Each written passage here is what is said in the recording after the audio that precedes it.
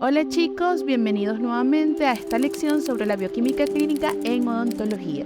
Quien les habla, la doctora Marjorie Gutiérrez, y en este video exploraremos la cadena de transporte electrónico y la fosforilación oxidativa.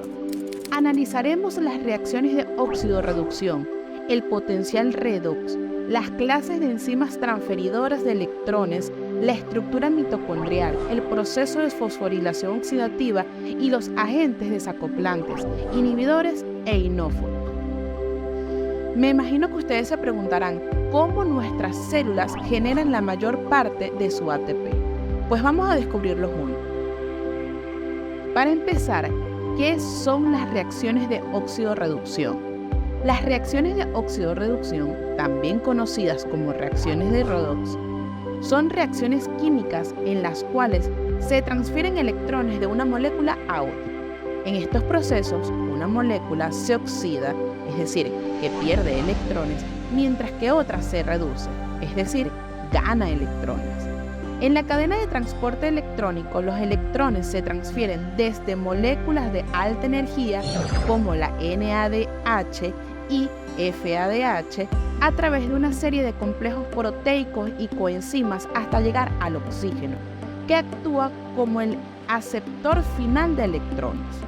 Este flujo de electrones a través de la cadena de transporte electrónico es un proceso exergónico, liberando energía que se utiliza para bombear protones a través de la membrana mitocondrial interna, creando un gradiente electroquímico. Pero ¿cómo funciona exactamente este transporte de electrones? Cada componente de la cadena tiene un potencial redox específico, lo que determina la dirección del flujo de electrones. Los electrones se mueven desde un potencial redox más negativo, es decir, con más energía, a uno más positivo, que quiere decir menos energía. Por ejemplo, el NADH tiene un potencial redox muy negativo, por lo que dona sus electrones al primer complejo de la cadena, que a su vez los transfiere a la ubiquinona y así sucesivamente. Este flujo continuo de electrones es lo que impulsa la bomba de protones, esencial para la síntesis de ATP. El potencial del redox. Para entender mejor esto, imaginemos que el potencial redox es como la altura en una colina. Los electrones fluyen cuesta abajo, desde un potencial más alto a uno más bajo, liberando energía en el proceso. Este movimiento cuesta abajo de los electrones es lo que impulsa la síntesis de ATP. Por ejemplo, el NADH tiene un potencial redox de menos 0.32, mientras que el oxígeno, que actúa como aceptor final de electrones, tiene un potencial redox de más 0.82. Esta diferencia de potencial redox impulsa el flujo de electrones a lo largo de la cadena y facilita la producción de ATP. La clave aquí es que cada transferencia de electrones libera energía y esta energía se utiliza para bombear protones a través de la membrana mitocondrial interna. Este gradiente de protones es fundamental para la producción de ATP, como veremos más adelante. Ahora bien, hablemos sobre las clases de enzimas transferidoras de electrones.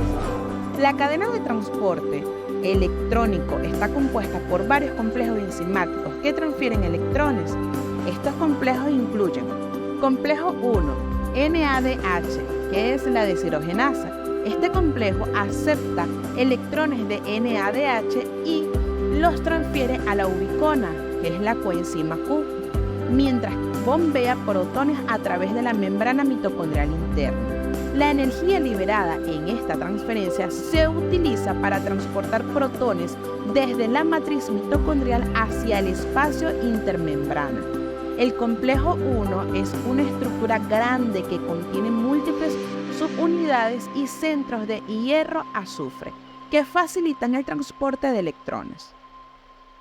Complejo 2. Succinato deshidrogenasa. Este complejo acepta electrones de FADH, que son generadores en el ciclo de Krebs, y también los transfiere a la ubicona. A diferencia del complejo 1, el complejo 2 no bombea protones.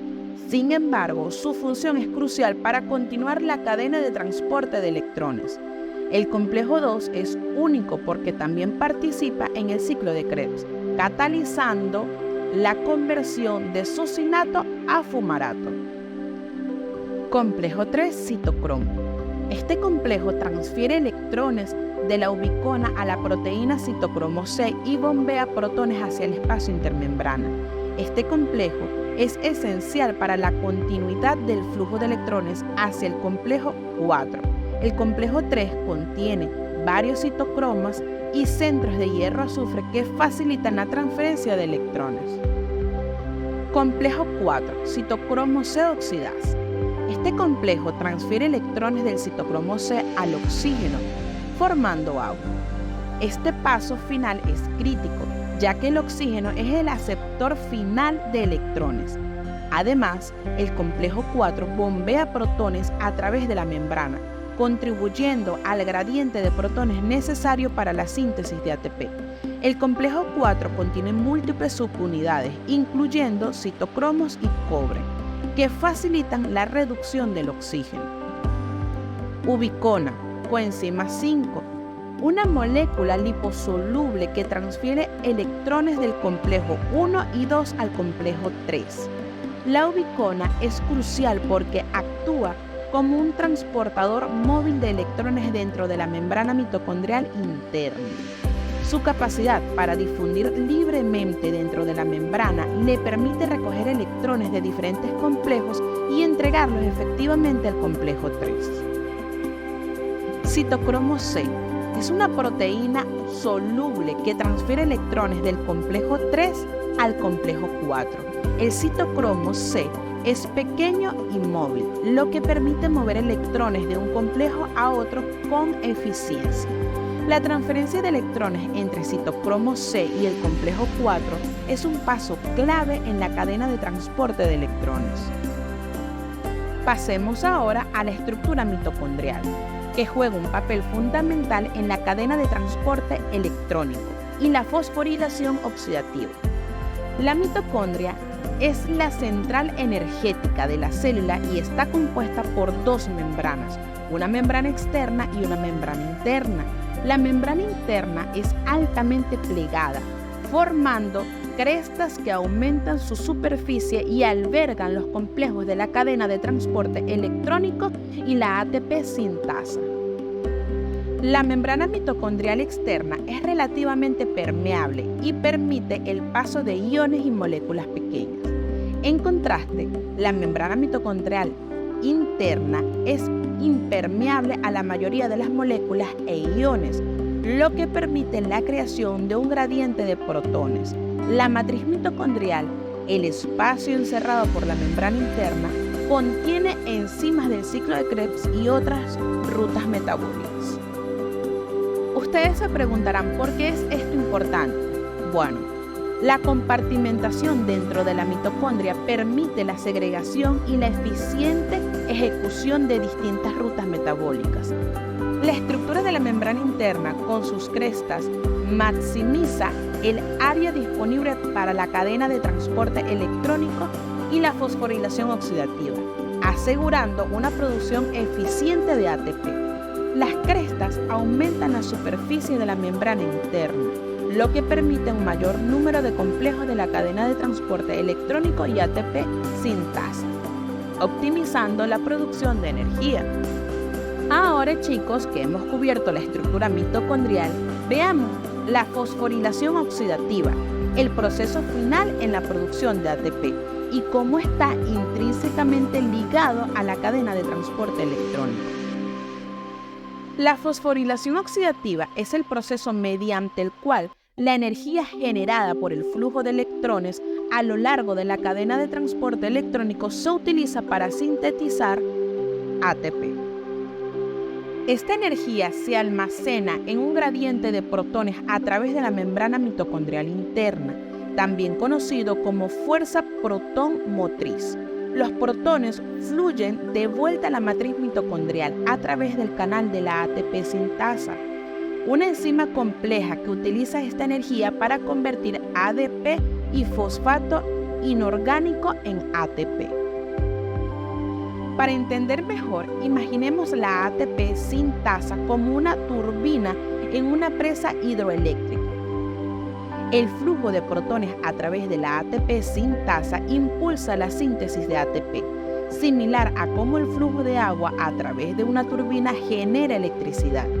Este proceso es altamente eficiente y es responsable de la producción de la mayor parte del ATP utilizado por las células.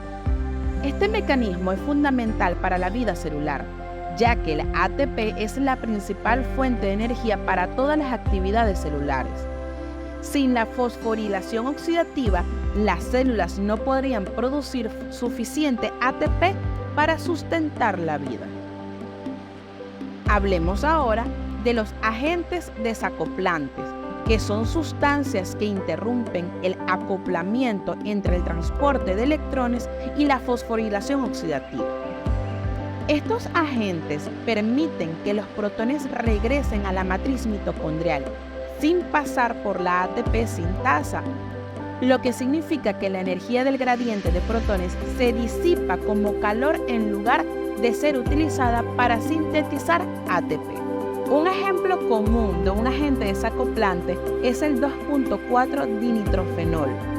Aunque puede aumentar la temperatura corporal al disipar la energía como calor, su uso es peligroso y puede ser fatal debido a la interrupción de la producción de ATP. Los desacoplantes también pueden tener aplicaciones biológicas y terapéuticas específicas, pero deben ser manejados con extremo cuidado. En términos biológicos, algunos organismos utilizan desacoplantes naturales para generar calor en lugar de ATP, como en el tejido adiposo marrón de los mamíferos que hibernan. Este proceso, conocido como termogénesis, permite la producción de calor para mantener la temperatura corporal en ambientes fríos. Y bueno, chicos, por otro lado, tenemos los agentes inhibidores, que son sustancias que bloquean partes específicas de la cadena de transporte electrónico, interrumpiendo la producción de ATP. Estos inhibidores pueden actuar en diferentes puntos de la cadena. Por ejemplo, el cianuro y el monóxido de carbono inhiben el complejo 4, que es el citocromo C oxidasa, impidiendo la transferencia de electrones al oxígeno y deteniendo la cadena de transporte electrónico. Otro ejemplo es la antimicina A, que inhibe el complejo 3, que es el citocromo BC, bloqueando el flujo de electrones desde la ubicona al citocromo C. La inhibición de la cadena de transporte electrónico puede ser útil en investigaciones para estudiar el funcionamiento del sistema, pero en organismos vivos puede causar graves efectos secundarios debido a la interrupción de la producción de energía. Por ejemplo, la inhibición del complejo 4 por cianuro es extremadamente tóxica y puede llevar a la muerte rápida debido a la incapacidad de las células para producir ATP. Finalmente, entonces podemos hablar de los agentes inóforos, que son compuestos que facilitan el transporte de iones a través de la membrana mitocondrial interna, perturbando el gradiente de protones. Estos agentes crean canales o transportadores específicos que permiten que los protones u otros iones crucen la membrana, lo que puede interrumpir la fosforilación oxidativa. Un ejemplo de un agente ionóforo es el valinomicina, que facilita el transporte de iones potasio a través de la membrana mitocondrial. Otro ejemplo es la gramicidina, que forma canales que permiten el paso de protones, colapsando el gradiente electroquímico. Los ionóforos pueden ser utilizados en investigaciones para manipular el gradiente de protones y estudiar los efectos de la producción de ATP y otras funciones celulares. El uso de ionóforos en investigación permite a los científicos estudiar la importancia del gradiente de protones y la fosforilación oxidativa en diversas condiciones experimentales, proporcionando una mayor comprensión de estos procesos cruciales. Bueno chicos, entonces como hemos visto, la cadena de transporte electrónico y la fosforilación oxidativa son procesos cruciales para la producción de ATP en las células. Las reacciones de oxidorreducción, el potencial redox, las enzimas transferidores de electrones, la estructura mitocondrial y los agentes desacoplantes, inhibidores e inóforos, desempeñan roles fundamentales en este sistema. Comprender estos conceptos es esencial no solo para la biología en general, sino también para la odontología, ya que nos permite desarrollar mejores estrategias para el diagnóstico y tratamiento de enfermedades metabólicas y relacionadas con la energía. Sin más nada que decirles, gracias por su atención en esta lección. Espero que ahora tengan una comprensión clara de la cadena de transporte electrónico y la fosforilación oxidativa y su importancia en la biología celular. No olviden revisar los materiales complementarios y participar en el foro de discusión para profundizar su entendimiento. Además, les invito a consultar el ebook del curso Ácidos Nucleicos, Metabolismo y Bioquímica Bucal, disponible dentro de la plataforma, que contiene información adicional y recursos valiosos para complementar lo aprendido en este video. Nos vemos en el próximo video, chicos.